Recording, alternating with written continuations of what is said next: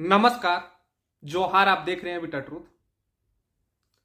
आपको पता है कि आईपीएल 21 मार्च से शुरू होने वाला है, अगले ही महीना। और इस बार आईपीएल में इतिहास रच सकते हैं रॉबिन मिंज।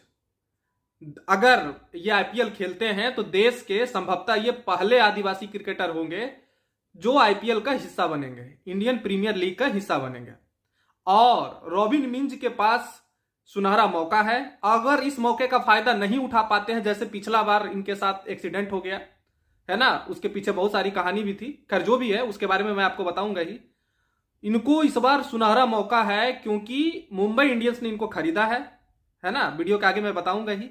साथ ही साथ अगर ये अच्छा प्रदर्शन करते हैं तो इस प्रदर्शन के सहारे ये भारतीय टीम में भी जगह बना सकते हैं। इनको झारखंड का दूसरा धोनी भी कहा जाता है।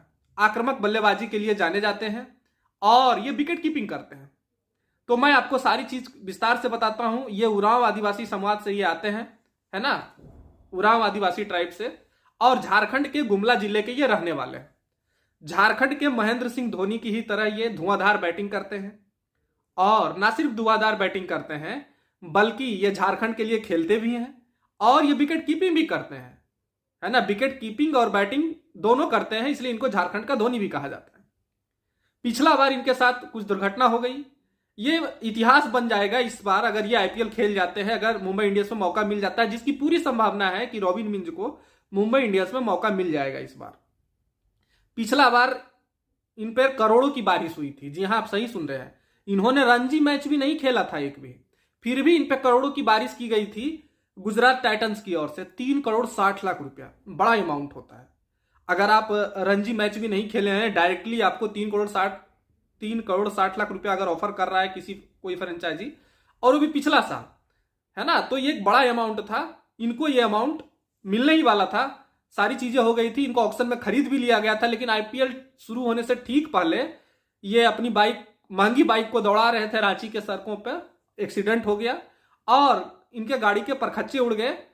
इसमें ये घायल हो गए, और घायल हुए तो बहुत खतरनाक चोटें तो नहीं कर सकते कि जिनसे इनके जीवन थ्रेटनिंग थी, उस तरह से चीजें नहीं हुई थी, लेकिन ये आईपीएल से बाहर हो गए, रूल्ड आउट हो गए। तो इनको जो आईपीएल में पैसा मिलने वाला था वो भी कहानी खत्म हो गई।